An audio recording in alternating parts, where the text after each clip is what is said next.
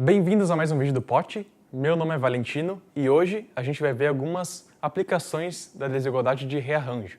A gente vai começar pelo problema do qual eu falei no início da aula anterior, quando eu apresentei a desigualdade de rearranjo. A gente vai começar resolvendo ele. O problema é o seguinte: a gente considera o conjunto de números inteiros entre 1 e n. No caso, eu apresentei o problema com n igual a 10, mas a gente vai resolver o caso geral aqui.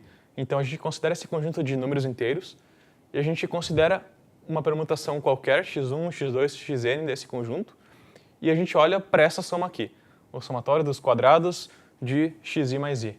E a gente quer determinar qual o maior valor possível dessa soma. Então, como é que a gente resolve isso? Bom, essa soma aqui, ela é igual. Se a gente abrir cada um desses termos, a gente fica com um somatório, um i variando de 1 até n, de xi ao quadrado, mais i ao quadrado, mais 2 vezes xi vezes i. Agora, a gente tem aqui o somatório de três coisas, e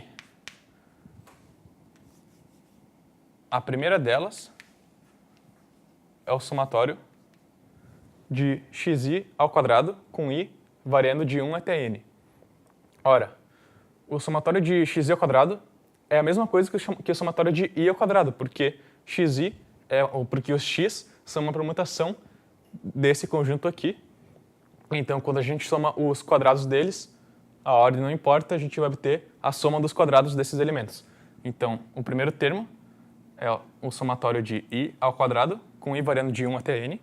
Depois a gente tem mais uma vez o somatório de i ao quadrado, com i variando de 1 até n, então a gente tem duas vezes isso, mais duas vezes o somatório, com i indo de 1 até n, de xi vezes i.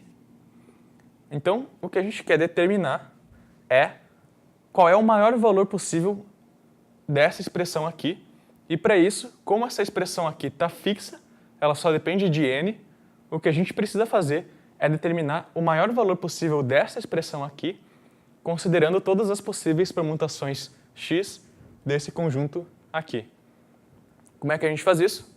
Bom, o que a gente tem aqui são dois conjuntos, os conjuntos x1, x2, xn e 1, 2, n.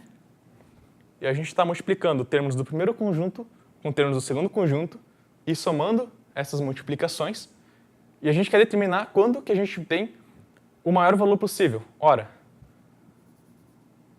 a desigualdade de rearranjo nos diz que a gente vai obter o maior valor possível para essa soma, para essa expressão, exatamente quando a gente multiplicar o maior termo do primeiro conjunto pelo maior termo do segundo, o segundo maior termo do primeiro conjunto pelo segundo maior termo do segundo, e assim sucessivamente.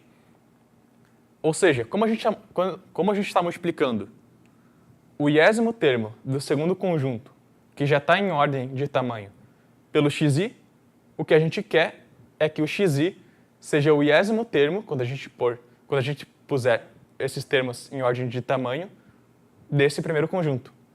Ou seja, para a gente obter a maior soma possível aqui, a gente tem que ter, para cada i, xi exatamente igual a i.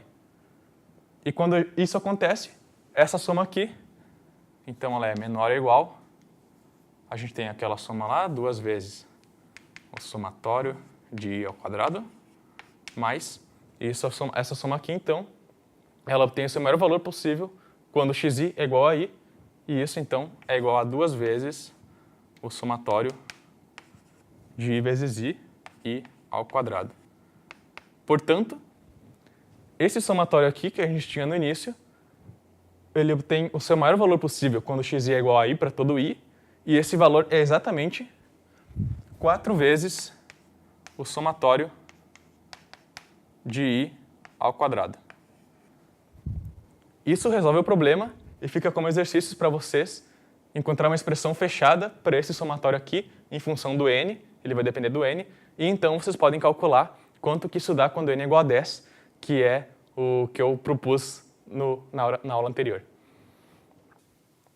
A próxima aplicação que a gente vai ver do teorema da desigualdade de rearranjo é a desigualdade de Cauchy-Schwarz. A desigualdade de Cauchy-Schwarz, ela diz que se a gente tem números reais A1, A2, AN e B1, B2, BN, então essa desigualdade aqui é válida. Bom, para aplicar a desigualdade de rearranjo, a gente precisa de dois conjuntos. O que a gente vai fazer aqui é pegar esse conjunto e fazer com que esses dois conjuntos sejam esse mesmo conjunto aqui. Esse conjunto aqui, ele é o conjunto dos números AI e BJ com os índices I e J variando entre 1 e N. Ou seja, A1B1 está nele, A2B2 está nele, A3B3, todos esses elementos são elementos desse conjunto, A1B3 também é um elemento, A3B1 é um elemento desse conjunto, enfim. Todos os números que a gente obtém quando a gente multiplica um A com um B são elementos desse conjunto aqui. O que a gente faz? Na desigualdade de rearranjo, a gente pega os elementos do primeiro conjunto, põe eles em ordem decrescente, depois pega os elementos do segundo conjunto, põe numa ordem arbitrária, e aí a gente multiplica o primeiro pelo primeiro, o segundo pelo segundo, o terceiro pelo terceiro e assim por diante, soma esses termos e a gente obtém um resultado. Quando a gente varia a ordem dos elementos do segundo conjunto, a gente obtém um resultado diferente. E o que o teorema diz é que o maior resultado dentre todos esses resultados possíveis é o que a gente obtém quando a gente põe os elementos do segundo conjunto também em ordem decrescente. Ou seja, quando a gente multiplica o maior termo do primeiro conjunto pelo maior do segundo, o segundo maior do primeiro conjunto pelo segundo maior do conjunto e assim por diante, multiplica eles 2 a 2 e depois soma. Essa é a maior soma possível. Aqui, nesse caso, com esse conjunto, é muito difícil, a gente não tem como dizer qual é o maior termo, qual é o segundo maior termo, não tem como botar esses termos em ordem, a gente não tem informações necessárias sobre os A's e sobre os B's para conseguir botar esses termos em ordem decrescente. Mas isso não é necessário, já que a gente está pegando o mesmo conjunto para ser o nosso primeiro conjunto e o nosso segundo conjunto. Por quê? Porque como os dois conjuntos são o mesmo, o maior termo do primeiro conjunto é também o maior termo do segundo conjunto, são o mesmo termo. E o segundo maior do primeiro conjunto é o segundo maior do segundo conjunto, e assim por diante. Então, essa soma, quando a gente multiplica o maior pelo maior, o segundo maior pelo segundo maior e assim por diante, ela nada mais é do que a soma dos quadrados dos termos desse conjunto. Então, essa soma dos quadrados dos termos desse conjunto, AI ao quadrado, BJ ao quadrado, ela é a maior soma, ela é maior ou igual a qualquer outra soma que a gente pode obter quando a gente muda a ordem dos elementos do segundo conjunto. E uma outra soma que a gente pode obter é, por exemplo, a seguinte, o que a gente vai fazer aqui. A gente coloca os termos do primeiro conjunto, ou seja, desse conjunto aqui, o único que a gente tem, em ordem decrescente, e depois coloca os termos desse mesmo conjunto abaixo em uma ordem de tal forma que, para cada termo AIBJ, o termo que eu tenho abaixo é o termo AJBI. Então a gente faz isso, multiplica eles 2 a 2 e depois soma, e pelo teorema da desigualdade de rearranjo, a gente sabe que o que a gente vai obter é menor ou igual a essa soma aqui. Quando a gente faz isso, a soma que a gente obtém é o seguinte: somatório sobre os índices I e J, variando entre 1 e N, de AIBJ vezes AJBI.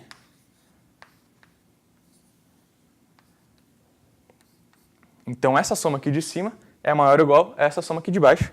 E essa segunda soma aqui, reescrevendo os termos que a gente está somando, ela é somatório sobre IJ de AIBI AJBJ. E agora fica como exercício para vocês observar que essa soma aqui é exatamente igual a esse produto e que essa soma aqui é exatamente igual a esse quadrado aqui e que, portanto, então, isso demonstra o teorema da desigualdade de Cauchy-Schwarz. Mais uma aplicação da desigualdade de rearranjo. Dessa vez a gente tem n números reais positivos e a gente pega uma permutação qualquer desse conjunto de números inteiros entre 1 e n e a gente quer mostrar então que, chamando essa permutação de π, que A1 sobre AP de 1 mais A2 sobre AP de 2 e assim por diante até AN sobre AP de n, essa soma é maior ou igual a n. Vocês podem olhar para isso aqui e dizer: ah, mas isso aqui é trivial se a gente aplicar a desigualdade entre as médias aritmética e geométrica. Bom, de fato, é trivial aplicando essa desigualdade das médias, fica como exercício para vocês tentarem fazer isso em casa. Só que a gente vai fazer esse exercício utilizando a desigualdade de rearranjo e mais para frente vocês vão entender por quê. Então, como é que a gente faz utilizando a desigualdade de rearranjo? Bom, esses termos A1, A2, AN, cada um deles exerce exatamente um papel totalmente análogo nessa desigualdade aqui. Então, a gente pode supor, sem perder generalidade, que eles já estão em ordem decrescente. Ou seja, que A1 é maior ou igual a A2, que é maior ou igual a 3, que é maior ou igual a N. Então, supondo isso, como os números são reais positivos, a gente conclui que 1 sobre A1, o inverso, é menor ou igual a 1 sobre A2, que é menor ou igual a 1 sobre A3, e assim por diante. Ou seja, os inversos estão em ordem crescente. Ora, isso quer dizer, então, que, pelo teorema da desigualdade de rearranjo, se eu considerar essa soma aqui é o quê? Ela nada mais é que os termos desse primeiro conjunto multiplicado por termos desse segundo conjunto, só que em alguma outra ordem, alguma ordem arbitrária dada pela permutação π. Só que isso aqui, essa soma, então, a desigualdade de rearranjo nos diz que ela é maior ou igual à soma que eu obtenho quando eu multiplico o maior termo do primeiro conjunto pelo menor do segundo, o segundo maior pelo segundo menor e assim por diante, quando eu multiplico os termos na ordem contrária. Só que quando eu faço isso, o que eu obtenho é exatamente o quê? O maior termo do primeiro conjunto é 1. O menor termo do segundo conjunto é 1 sobre A1. Então, eu tenho A1 sobre A1. O segundo maior do primeiro conjunto é A2. O segundo menor do segundo conjunto é 1 sobre A2. Então, A2 sobre A2. Aí eu vou ter A3 sobre A3, A4 sobre A4, AN sobre AN. E essa soma aqui, cada um desses termos é igual a 1, e eu tenho N termos, então essa soma é exatamente igual a N, e isso então demonstra esse pequeno exercício. Finalmente, a gente vai demonstrar a desigualdade entre as médias aritmética e geométrica.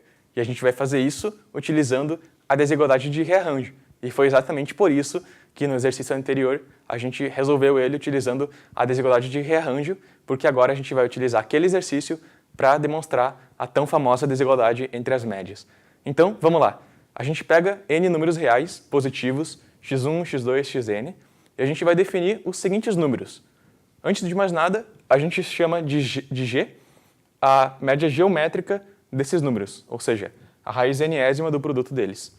E a gente define os seguintes números. A1 a gente vai chamar de x1 sobre g, A2 vai ser igual a x1, x2 sobre g ao quadrado, A3 vai ser x1, x2, x3 sobre g ao cubo, A4 vai ser x1, x2, x3, x4 sobre g na quarta, e assim por diante, até que a n vai ser o produto de todos os x sobre g elevado a n, e como g é a enésima raiz do produto, a n vai ser igual a 1. Então o que a gente faz é aplicar o exercício anterior, e para isso a gente precisa de uma permutação. A permutação que a gente vai pegar é a seguinte: a gente define π como sendo π de 1 igual a n, e para cada um dos outros índices i, π de i vai ser i menos 1, ou seja, π de 2 vai ser 1, π de 3 vai ser 2, π de 4 vai ser 3, π de 5 vai ser 4 e assim por diante. π de n vai ser n menos 1. Então, o que o exercício nos diz é que A1 sobre A π de 1 mais A2 sobre A π de 2,